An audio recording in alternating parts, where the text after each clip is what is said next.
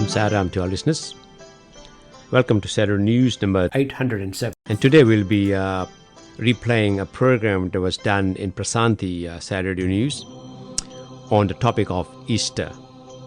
I understand the what we'll be hearing is based on an article written by Father Charles Ogada in Prasanthi some years ago. So before we get into the actual program, I am Gulab Limoria, and I offer my most loving and humble pranams at the Lord's feet of beloved Bhagwan Sri Sathya Sai Baba. So once again, welcome to Saturday News. Let's have a Ganesh Bhajan and then we'll hear the program. Vinayaka Vigneshwara Lord Ganapati, victory to thee. Vinayaka Vigneshwara Lord Ganapati, victory to thee. Vinayaka Vigneshwara Lord Ganapati, victory to thee. Vinayaka Vigneshwara Lord Ganapati, victory to thee. Vinayaka Vigneshwara Ganapati, Lord, auspiciousness is thee. Vinayaka Vigneshwara Ganapati, Lord, auspiciousness is thee. Vinayaka Vigneshwara Lord Ganapati, victory to thee. Vinayaka Vigneshwara Lord Ganapati, victory to thee. Son of Shiva, Om Hara Om. Son of Shiva, Om Hara Om. O son of Parvati, Om Hara Om. O son of Parvati, Om Hara Om. You are the form of all Hara Om. You are the form of all Hara Om. You are the formless Om Hara Om. You are the formless Om Hara Om. Vinayaka Vigneshwara Lord Ganapati, victory to thee. Vinayaka Vigneshwara Lord Ganapati, victory to thee. Vinayaka Vigneshwara Ganapati Nata, Om Hara Om. Vinayaka Vigneshwara Ganapati Nata, Om Hara Om. Vinayaka Vigneshwara Lord Ganapati, victory to thee. Vinayaka Vigneshwara Lord Ganapati, victory to thee. Trishula Bala Om Hara Om. Trishula Bala Om Hara Om. Trishula Bala Om Hara Om. Trishula Bala Om Hara Om. Shiva Shakti Rupa Om Hara Om. Shiva Shakti Rupa Om Hara Om. Shiva Shakti Rupa Om Hara Om. Shiva Shakti Rupa Om Hara Om. Vinayaka Vigneshwara Lord Ganapati, victory to thee.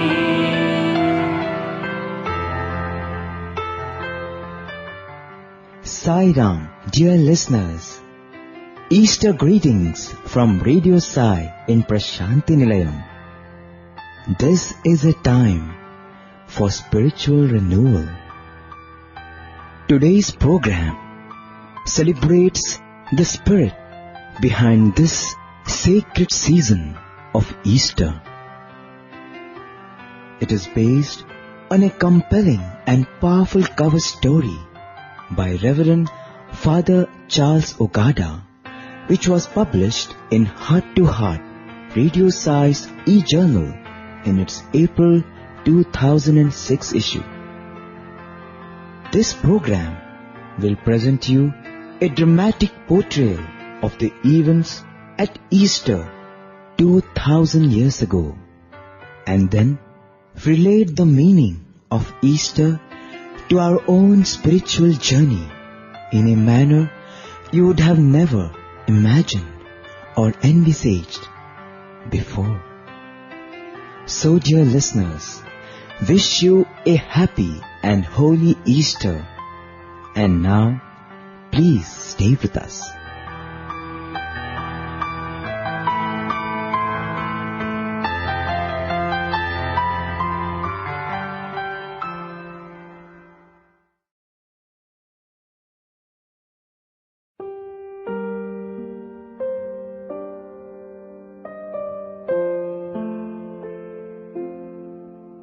Easter is a festival of enlightenment. It is the day that Jesus rose from seeming death. It was on a Sunday morning, the day of the sun god. Mary Magdalene and other women had gone to look at the tomb where Jesus was laid. But to their horror and bewilderment, they met an empty tomb. Beside the tomb stood two angels who said to them, "Why do you look for the living among the dead? He is not here. He has risen. Yes, he has risen." This was a great turning point that transformed the story of Jesus, which seemed to have ended with his tragic death on the cross on Friday evening.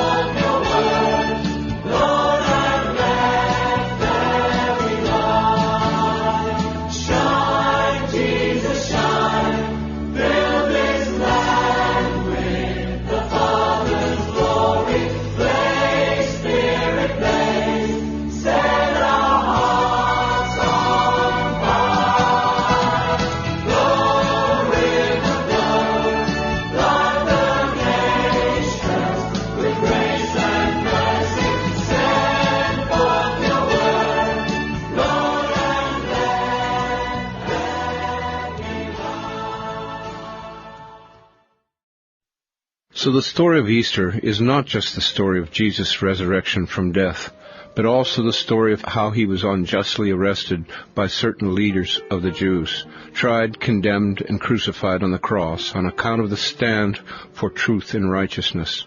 From a spiritual perspective, Easter is the story of humanity's ascent to divinity. It is the dramatic spiritual journey that everyone must undertake to emancipate oneself from the bondage of death and ignorance, and to enter into the glorious light of immortality and self-knowledge. In this way, Easter is not just a past event, but the day we are born again into enlightenment. Jesus went with his disciples to the synagogue of Jerusalem for the feast of Passover. It was an important feast, celebrated annually in commemoration of the Jews' deliverance from slavery in Egypt. All males older than 12 went to Jerusalem for the holidays. As Jesus entered the city riding on a donkey, pilgrims spread cloths and branches on the road for him. They shouted in giant jubilation, "Blessed is he who comes in the name of the Lord, Hosanna in the highest." This praise stands in sharp contrast to their later cry, "Crucify him, crucify him," and their option for a thief and a murderer to be released in the place of the righteous one. Jesus remained the same in both praise and blame. When Jesus entered the temple of Jerusalem, he saw people sacrificing doves and other animals to God in order to please him. The temple priests had become very corrupt and money-centered. The house of God had been turned into a bazaar, and religion had been commercialized. Jesus sought to put an end to these cruel and harmful practices. So Jesus entered the temple area and drove out all who were buying and selling, and this angered the priests and the temple authorities. And from then on they looked for a way to kill him.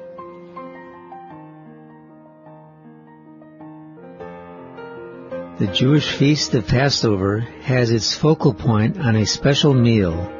Jesus had this meal, which was his Last Supper, with his close disciples before his death. Jesus alone knew the significance of this last evening. So he sat closely with his disciples around a table and showered upon them the very essence of his love. In a very dramatic and direct manner, he gave them the essence of all he had been teaching them. While they were at the table, he took bread. He gave thanks and broke it, and gave it to them, saying, "This is my body given to you. Do this in remembrance of me." He also took a cup with some wine and did the same, saying, "This is my blood." When Jesus said, "This is my body," he was teaching the disciples the truth of the Bible and of all the Scriptures. I am not this body. I do not identify myself with the body. Deham naham, koham, soham. I am not the body. Who am I? I am that.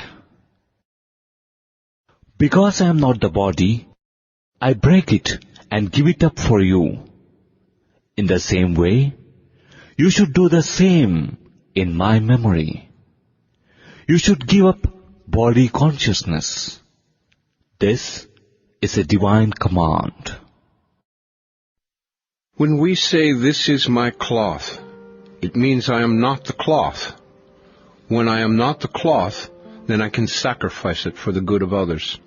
If the body is my thing, just as cloth is my thing, then I cannot say I am the body, just as I cannot say I am the cloth.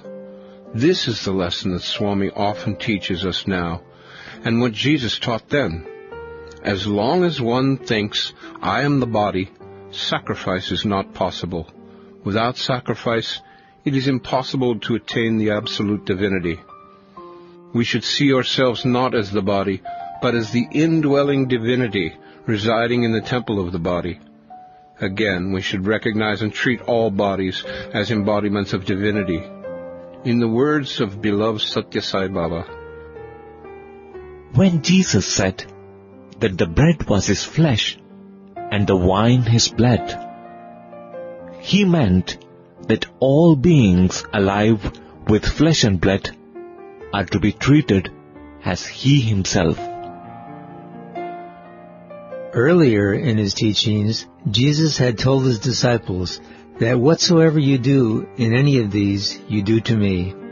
Seeing the same God in all beings is the true spirit of non-dualism. This Advaitic truth is contained in 2 verses in the Bible. I am that I am, and be still and know that I am. It is in the stillness that we know that, which is our true nature, the eternal, infinite, immortal, and absolute pure existence, dwelling in all beings. This stillness is the silence of the grave. It is the death not of the physical body, but of the mind. It is the total annihilation of the ego on the cross of self-sacrifice. After they had finished eating, Jesus dramatized to his disciples how to sacrifice the body by giving up body identification.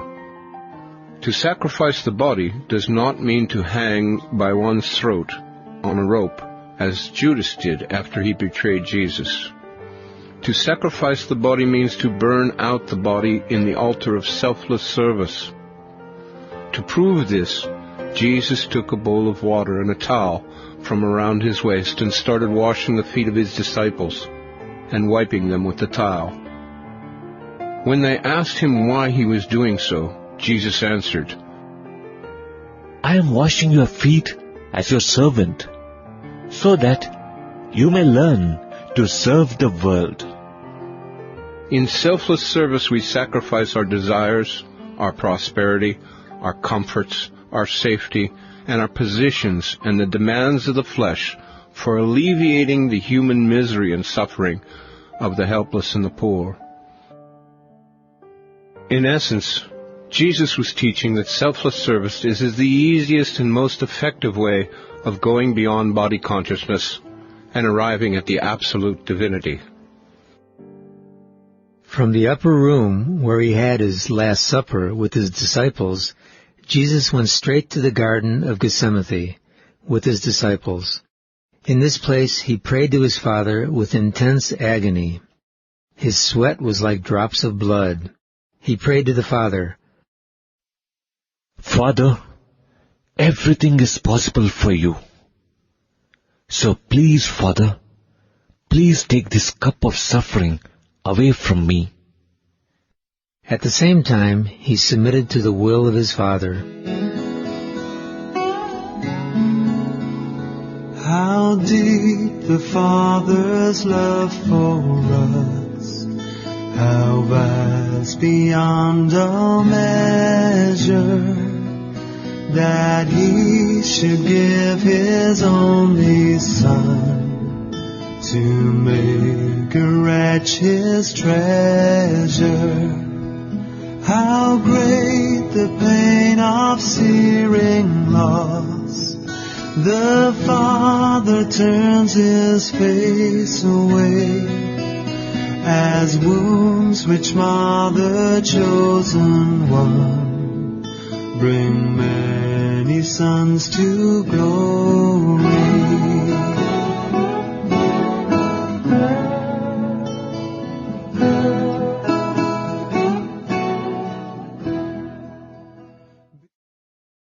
Usually, we pass through this stage of rejection in our spiritual journey. This corresponds to Arjuna's despondency before the battlefield of Kurukshetra. At this level, we ask the same questions. Why me? What have I done to merit this situation? Take this suffering away from me, etc. Many people never go beyond this level. Normally, what is rejected comes back.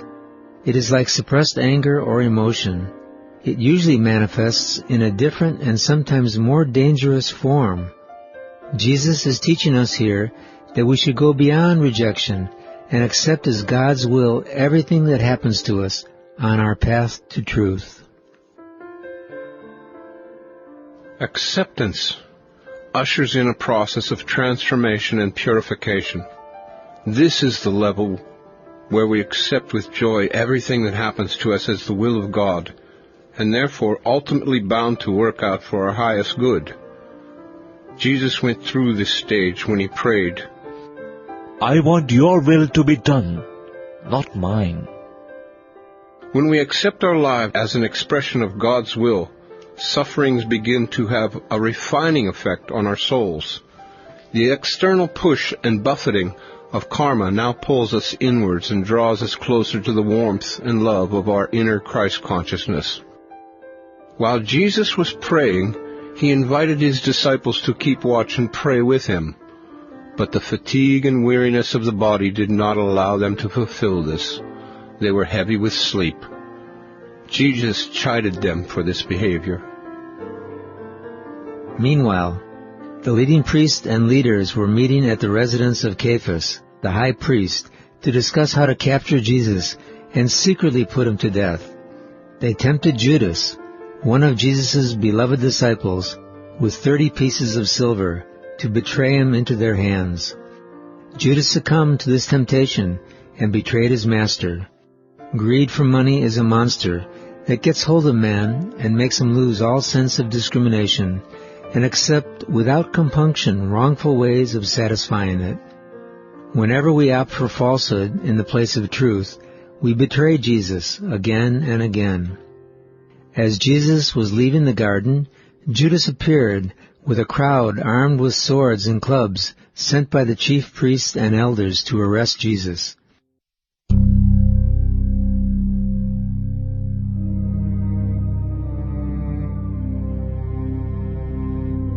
Jesus addressed his betrayer as friend and offered no resistance when he was arrested. When this happened, all of his disciples deserted him and fled. How many times we desert God when the road gets tough? True worship lies in standing with God in both pain and pleasure, and accepting both with equal-mindedness.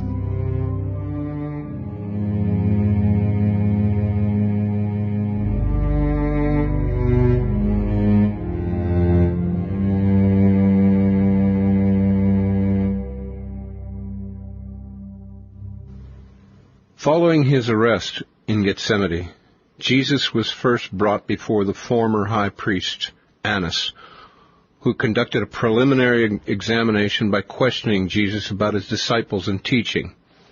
He was then taken to the palace of Caiaphas, the president of the Sanhedrin, the highest Jewish tribunal during the Greek and Roman periods. Because the contradicting testimonies brought against Jesus, Caiaphas brushed these aside and put Jesus under oath to tell the court if he was the Christ, the Son of God. Jesus' positive affirmation to this question made Caiaphas tear his robe and charge Jesus with blasphemy. When this happened, the storm was let loose. The guards began to spit in his face and strike him with their fists. After blindfolding him, they slapped him and said, "Prophesy to us, Christ, who hit you?" In all this, Jesus remained calm and silent.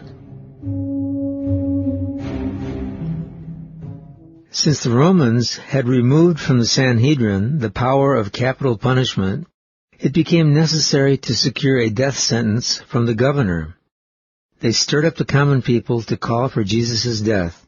They told Pilate, the fifth Roman governor of Judea, that Jesus was attempting to make himself king, and so he should be punished for treason. When Jesus explained to Pilate the nature of his kingdom, saying, "My kingdom is not of this world," Pilate announced a verdict of acquittal. This verdict could have ended the trial, but it only evoked storms of bitter charges against Jesus by the instigations of the priest. They wanted Jesus dead by all means. Pilate reviewed the case before the people, wanting to prove the innocence of Jesus. He offered them a compromise in an effort to appease their rage and thirst for blood. He sent Jesus to be scourged before releasing him. The soldiers twisted together a crown of thorns and put it on his head. They clothed him in a purple robe and ridiculed him, saying, "Hail, King of the Jews!" And they struck him in the face. After this torture, Jesus was in a pathetic condition. Well, we have come to the end of today's program. And next week we'll be hearing part 2 of this program on the topic of Easter. So we'll see you next week. In the meantime, I'll leave you with a nice bhajan. Saram to you all. Master of light, you burn brightly within me. Illuminate my way home. Master of light, you burn brightly within me. Illuminate my way home. Oh Sai Baba, you burn brightly within me. Illuminate my way home. Oh Sai Baba, you burn brightly within me. Illuminate my way home. Oh sweet Jesus, you burn brightly within me. Illuminate my way home. Oh sweet Jesus, you burn brightly within me. Illuminate my way home. Oh Divine Mother, you burn brightly within me. Illuminate my way home. Oh Divine Mother, you burn brightly within me. Illuminate my way home. Oh Lord Buddha, you burn brightly within me. Illuminate my way home. Oh Lord Buddha, you burn brightly within me. Illuminate my way home. Oh Mother Lakshmi, you burn brightly within me. Illuminate my way home. Oh Mother Lakshmi, you burn brightly